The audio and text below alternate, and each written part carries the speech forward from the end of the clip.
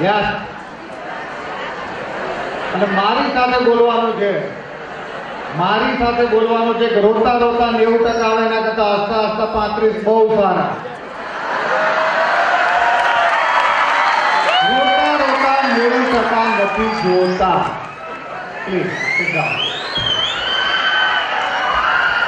આમ થોડું જીવવાનું હોય. આપણે તો કંઈક લાખ 84 પાર કરતે મિલા इंसान, लाख 84 पार कलर देह मिला इंसान, जीती बाजू हार मत कहता है स्मशान.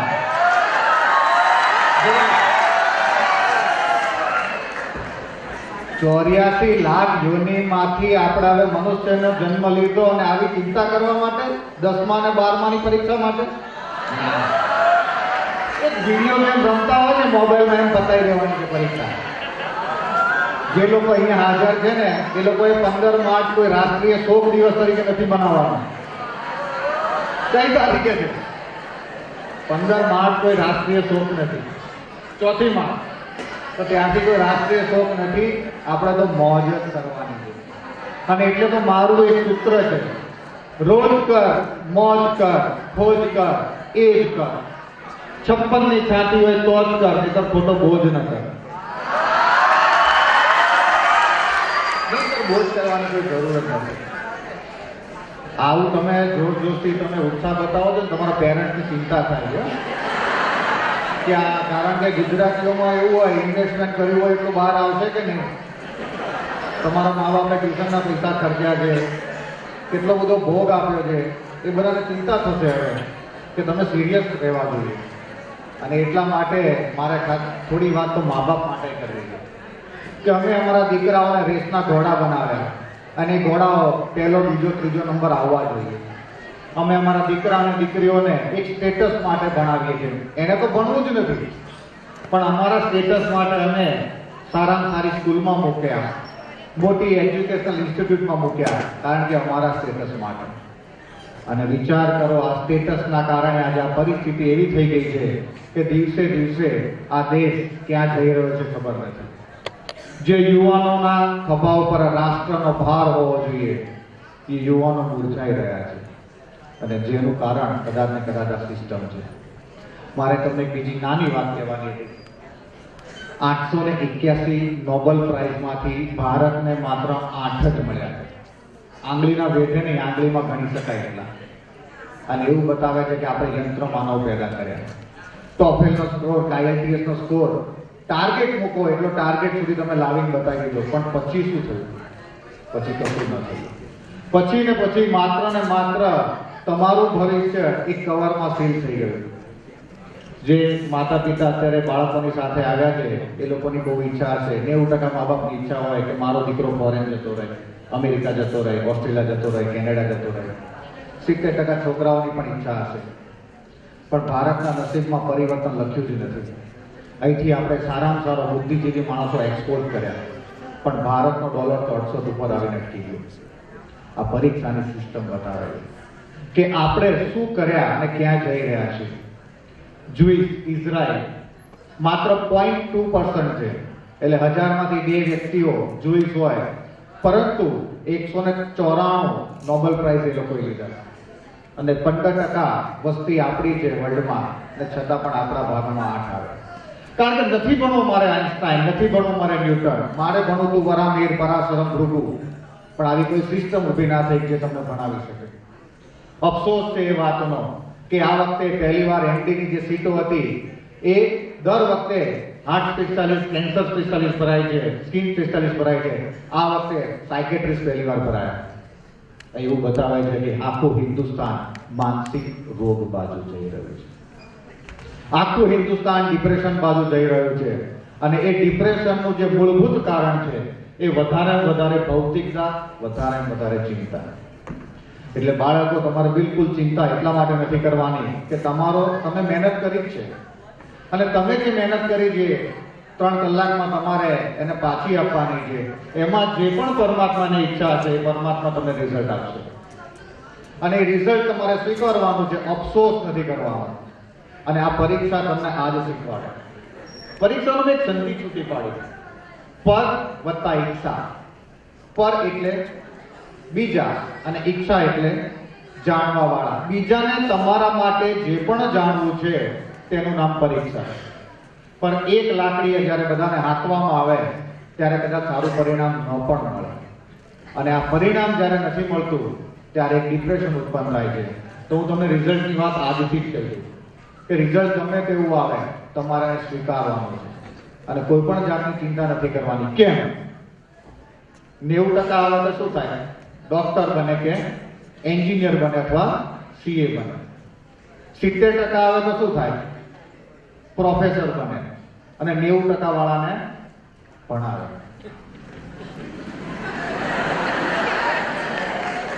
50% આવે ને તો ઇન્ડસ્ટ્રીઝ બને. પ્રોફેસર ન બને, એન્જિનિયર પણ ન બને, પણ ઇન્ડસ્ટ્રીઝ બને. અને પછી પેમેન્ટ સીટ વાળી કોલેજ બનાવે અને એમાં પ્રોફેસર પણ નોકરી કરતા હોય, એન્જિનિયરો પણ આવતા હોય. 30% આવે ને તો પોલિટિક્સમાં જતા રહે, જેમ ઉપર ત્રણે મહેનત કરતા હોય. અને જે કોઈ દિવસ સ્કૂલે ગયા નથી, કોલેજ નથી ગયા, એ લોકો ધર્મગુરુ થઈ જાય અને ધર્મ રક્ષતી રક્ષકોની વાત કરીને બીવડાયા કરે. આ દેશની કરોડતા કે કેલિબર લોકો છે એને ચાન્સ નથી મળતો. પણ હવે તમારા ઉપર રાષ્ટ્રનો ભાર છે, અને રાષ્ટ્રનો ભાર એટલા માટે છે તમારે બિલકુલ પરદેશ ભણવા જવાનું છે, પણ ભણીને પાછા આવવાનું છે. આપણે મહાત્મા ગાંધી નહોતા મોકલ્યા, આપણે કોને મોકલ્યા હતા? મોહનદાસ મોકલ્યા હતા. ત્યાં લંડન ભણીને આવ્યા અને ત્યાંથી આફ્રિકા ગયા અને આપણને મહાત્મા પાછા મળ્યા. આપણે એથી શિકાગો નરેન્દ્રને મોકલ્યા હતા અને ત્યાંથી આપણને સ્વામી વિવેકાનંદ પાછા મળ્યા. તમારે દેશની અંદરથી બહાર માત્ર ને માત્ર સિસ્ટમ સમજવા માટે ભણવા જવાનું છે અને ભણીને આ દેશને તમારી સેવાઓ આપશો. મારી નમ્ર વિનંતી. 127 કરોડની જનતા છે, કદાચ બોલતા બોલતા 28 થઈ જાય, પણ છતાં પણ આ દેશનો ડોલર જ્યારે 68 ઉપર ચાલે ત્યારે આપણને દુઃખ થાય કે જો માથાના વાળ વેચી નાખે તો ભારતનું દેવું ભરાઈ જવું જોઈએ. અને છતાં આપણી પરિસ્થિતિ કેવી થાય. અને પરિસ્થિતિમાંથી મારે બહાર લાવવા માટે તમારી જોડે એક વાત કરવાની છે કે never compare your self with anybody. તમારી જાતને ક્યારેય કોઈની સાથે સરખામણી ન કરતા. મને એક દિવસ કોઈ વ્યક્તિ આવીને પૂછ્યું હતું બિઝનેસમાં કે હાઉ ઇઝ યોર પ્રોગ્રેસ, તમારી પ્રગતિ કેવી છે?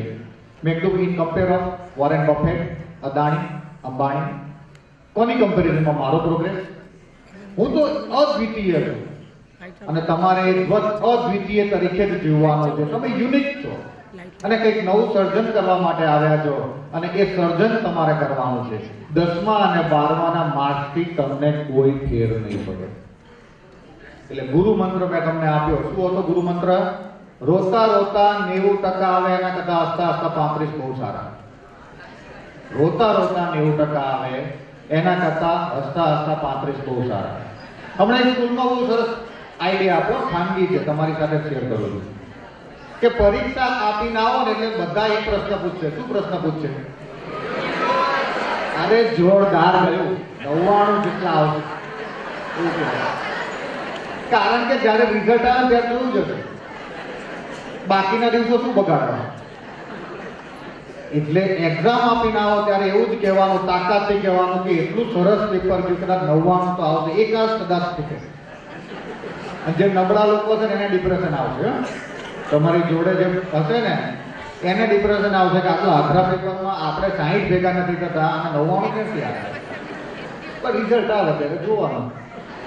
અને રિઝલ્ટ આવે ત્યારે તો બહુ સરસ બાના પણ તમને બતાવી દઉં કે પેપર સેટર ચા પીધા વગર બેઠા હશે. મારું પેપર બદલાઈ ગયું લાગે છે, આ તો મેં લખ્યું જ નહોતું. મજા કરો, હજી વાર છે. આપણી જોડે સરસ જીવન છે અને જીવનને જીવવાનું છે. એક બરોડા એક્સપ્રેસ હાઈવે પર એક વેગનાર જતી હતી અને એમાં એક દીકરો ને એના પિતા બેઠા હતા અને બાજુમાંથી વોક્સ વેગન નીકળી સડસડાટ કરતી અને દીકરાએ પપ્પાને કીધું આને ઓવરટેક કરો, આને ઓવરટેક કરો. પપ્પાએ કીધું ના થાય, કારણ કે આપણી જોડે તો શું છે? વેગનાર છે. પેલી તો વોક્સ વેગન છે, ના થાય. તો પપ્પા ઓવરટેક કરો, પપ્પા ઓવરટેક કરો. પપ્પા જે લાફો મારીને ના થાય, ખબર પડે? પેલો છોકરો કે હું એ જ કહું છું, મારું વેગનારનું છે, તમે બાજુવાળા જોડે કમ્પેરિઝન કરાવો છો.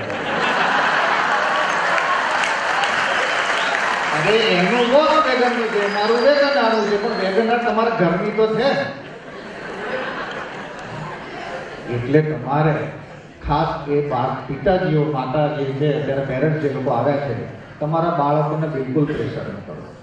કારણ કે પ્રેશર જેટલું કરશો ને, આપણે ખાલી જમતા હોય ને આપણી થાળીમાં કોઈ જોવે ને તો જમી નથી શકતા. બોલો, તમે એટલું બધું પ્રેશર કરો છો બાળકોને કે બાળકો એમાંથી વિસરાઈ જાય છે, બાળકો એમાંથી નીકળી જાય છે.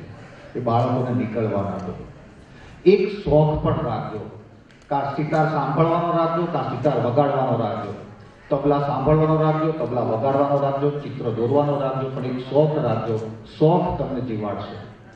પણ 10મા અને 12માનું વાતાવરણ એવું ભયંકર છે કે મર્યા પછી હિન્દુ ધર્મમાં 10મું 12મું કેવું હોય, આખું વર્ષ ઘરમાં એવું લાગે, રેડિયો ના વાગે, ટીવી ના ચાલે, કોઈએ ધીરે ધીરે વાતો કરવાની. કેમ? કારણ કે બાળકો ભણે છે. પ્રફુલ્લિત વાતાવરણમાં હંમેશા નવસર્જન થયા છે. હું એક હંમેશા ઉદાહરણ આપું છું. એક કુંડું તમે તમારા ઘરમાં રાખો ગુલાબનું, એક બહાર રાખો અને એક જંગલમાં રાખો. તમે ઘરમાં જે રાખશો એ કુંડાને પાન નહીં આવે, ઓછા આવશે, અથવા કળી પણ નહીં ખીલે.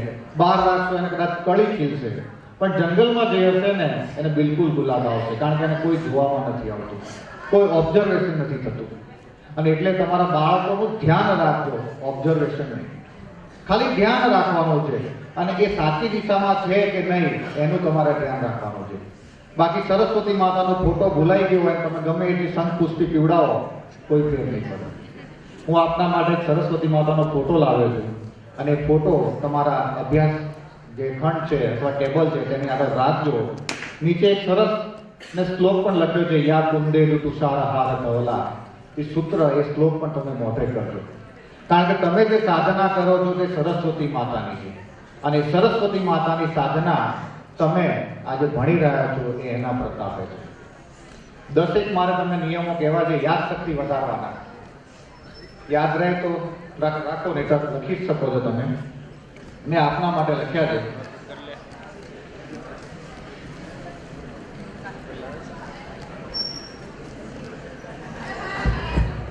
આપણે બહુ સરસ એરિયામાં રહીએ છીએ ગુજરાતમાં, ત્યાં સનલાઇટ બહુ આવે છે.